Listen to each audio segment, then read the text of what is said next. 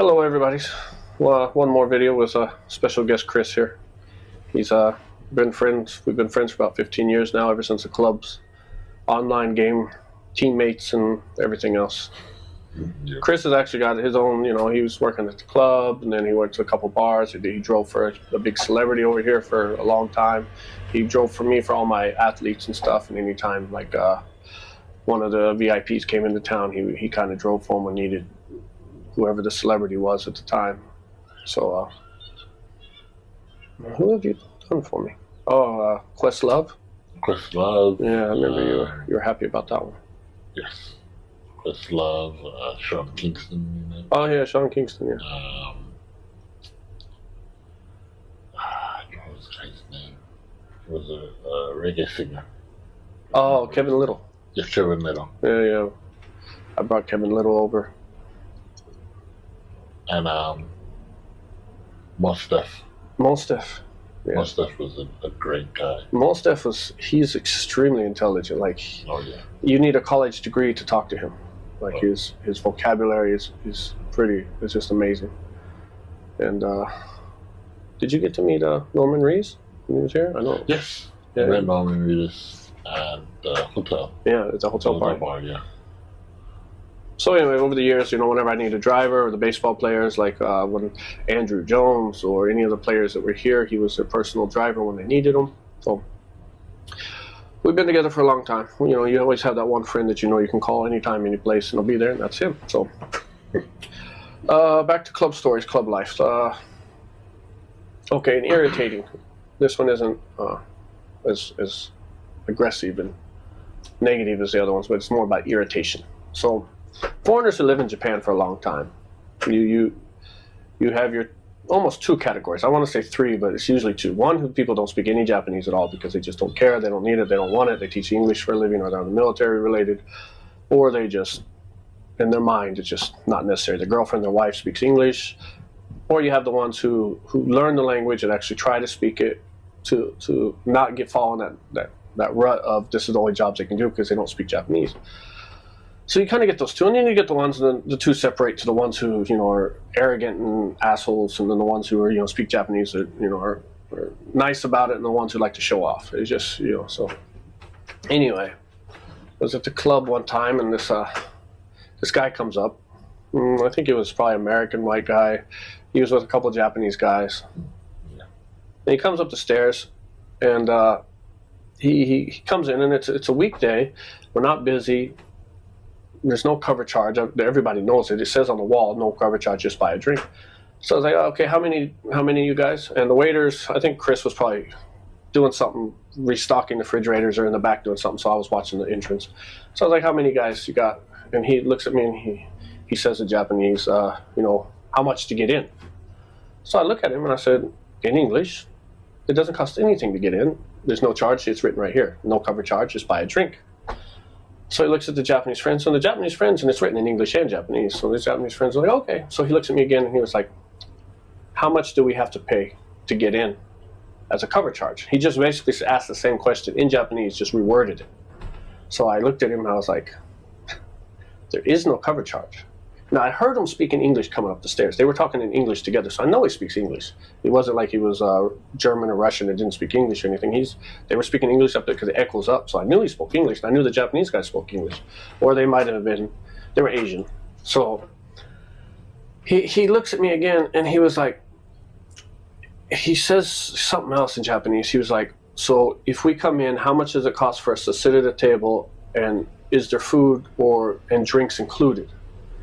And I was like, dude, there is no cover charge. It's free to get in. It's written right here. Your food from downstairs, you can bring up and eat it. And I'm answering him in English because I personally don't feel like I need to speak Japanese to another American. It's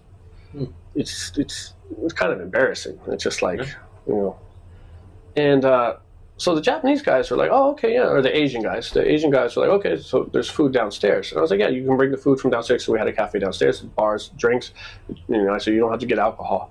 So the guy looks at the Asian guys, and he says in Japanese, I don't think this guy understands what I'm saying, so I'll try again.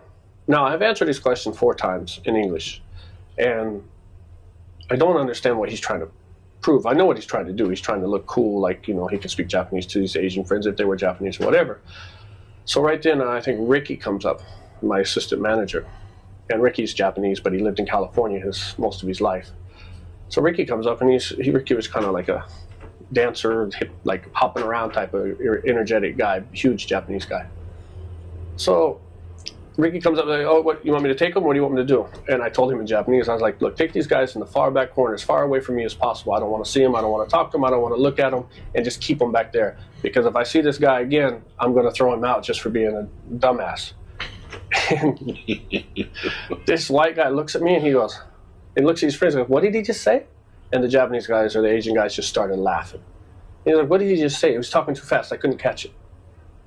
And I was like, bro, you don't have to show off you speak Japanese. It's not necessary.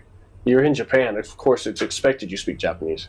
It just makes you look dumb. So those kind of people you meet, we deal with them all the time. The guys that want to pretend like they've been here for 20 years and they know everything, and they try to teach you the ways of Japan. But we kind of have to. Every day's a new day here. You got to roll with it. Did you have any incidences like that or anything like that? Wait. I think my favorite incident was, well, I don't like taking the train in Japan, but one of the rare occasions I didn't have my vehicle, I'd take the train to go to Bachi place. So we're going to the station, and we're looking to go buy the ticket. And some random American just comes up, where are you trying to go? Like, we're going to Yokohama. Well, I have to tell you how to get there. It's okay, we got it. No, because you don't know what you're doing. Let me tell you how to do it. And dude, you know where we're going. We got it. We're going to buy the ticket right now. Well, what station are you going to? We're going to Chukagai Station or whatever the name of the station was. All right, well, this how much it's going to cost. I'm like, dude, nobody asked for your help. And I'm tired, and Bachi's tired. We're both starting to get a little bit annoyed. Like, nobody asked you for help, dude. Just go away. We got this. Now, what you need to do is, right, you need to look here, and then this is going to tell you where the station is, how much it's going to cost. And he was mispronouncing every station's name anyway, so you could tell he didn't speak Japanese. He just probably wanted to look showing off for somebody or something. His pronunciation was horrible. Horrific. I mean, in Japan, like if you're at the train station, you hold up a map, Japanese people will come up to you in a heartbeat saying, can I help you? And it's like a test, a game you can do just to try it out. Take a map, open it, even a piece of paper, and just look like you're looking. See how many people come up to you in the first 5 minutes, say, hey, can I help you? Or may I help you? And I've had people offer to walk me, like when I go to an area I don't know, like outside of Tokyo, and they're like, they want to walk me all the way around the station to the other side to the taxi stand. I'm like, no, I'll find it. And they're like, no, it's kind of confusing. So they're really good at that. But, foreigners, like I remember, this was actually a few years ago, I was in Ishikawacho, and these two Navy guys, they were trying to get to Shibuya. And there's different train lines take you different ways, and they all can go to like a certain area like Tokyo, Shibuya, but it's just, depending on the train line is the more distance, time, money. So if you know the quicker ways, you can get there 20, 30 minutes easy. If you don't know, it'll take you an hour. So these two guys are there, and I'm walking out of the station, and one of the guys are like, dude, are you sure? Are you sure? He's like, yeah, we can take this to Shibuya, no problem, which if it does get them there, but it's extremely difficult. You have to change the train, I think, 2 times if you use that line. So I try not to interfere with these guys, because over the years you'll see foreigners at the station like lost, like the guy thought we were, and you offer, you say, hey, you need some help, and they get offended. I think we were together, and like one girl actually yelled at me or told me, we're fine, don't bother us or something. And then we went and did something, came back, and they were still looking, trying to figure it out. Yeah. I just walked up and I was like, hey, are you guys okay? And the girl turned around and was like, we're fine. Don't bother us. We don't want to be hit on or something stupid like that. I was like, I'm not hitting on you. I'm asking if you know where you're going. They're like, yes, we'll figure it out. Please don't bother us. And we went and did something, came back, and they were still there looking with maps. And I just walked right by them, and we just smiled. But anyway, so these two Navy guys, I heard them struggling, and I'm like, okay. So I just stopped, young kids, and I was like, hey, you guys okay? You didn't need any help? And the other kid, the kid was like, are you sure? He was like, oh, do you know how to get to Shibuya? But the other guy's like, yo, no, I got this. We're good. We're fine. We don't need your help. And I'm like, okay. I think I was buying a ticket as they were buying a ticket, so I was right next to them. So I'm buying my ticket. And the other guy was like, dude, just ask him. I mean, he's like, I told you, I know this gets us to Shibuya. I know what we're doing, blah, blah, blah. And I was like, look, bro, this train will get you to Shibuya, but it's going to be difficult. It's going to cost you more. And he cut me off. He was like, look, I've been in Okinawa for the last 2 years. I know how to get around in Japan. Now, let me explain something to you about Japan. Okinawa, Japan. It's kind of like saying Hawaii, mainland. Now, in Okinawa, there's one train that goes in like a circle, I think. Does it even go in a circle? I think it goes in like 4 stops. There's one train, but it doesn't go around the island. It's only in the main city area, and it's only like 4 or 5 stops. So it's not like a real train. There's only one. So I'm looking at him like, you've been in Okinawa for 2 years. How many trains are in Okinawa? And he was like, I said, exactly. There's only one. I said, there's 4 train lines in this area right here alone. And he was like, I got this. And so I started to walk away like I just didn't care. And he said something like, mind your business or something. And it kind of pissed me off. So I turned around and I told the other guy, the nicer guy, I was like, look, bro, I'll tell you a secret. Walk out of the station, make a right, walk down the road about maybe 10 minutes. You have another train line that will take you directly to Shibuya, one shot, and it's cheaper than this line, as well as you'll save about 45 minutes. But I've only been in Japan for 20 years. Nothing compared to your 2. So I apologize for interfering, because the 2 big years you got on a small island and the 20 I have up here. And the guy was like, man, thank you so much. And he's like, tell him thank you. And the other kid was just mad. He just walked away. But they walked out the station, so at least they listened to me. So those are the people you deal with, the foreigners over here. Oh, this is hilarious. Yeah. You meet a lot of people. Any other interesting? No.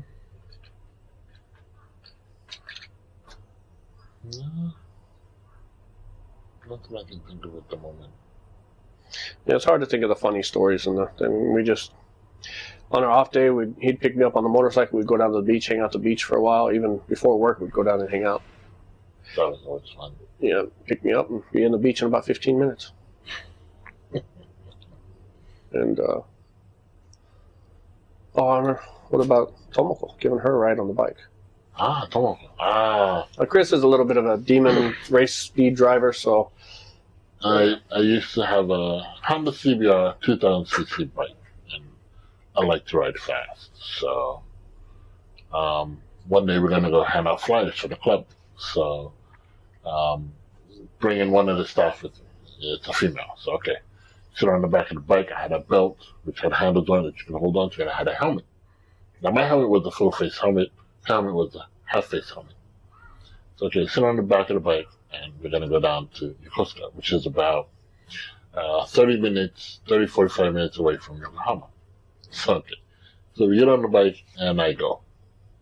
And when we arrive there, her whole face is wet. And her hair is stuck to her face like this. And it didn't rain. It's summer. So I'm looking at her. What happened to you? She said that while I was riding, she tried to talk to me and put her face out from behind me.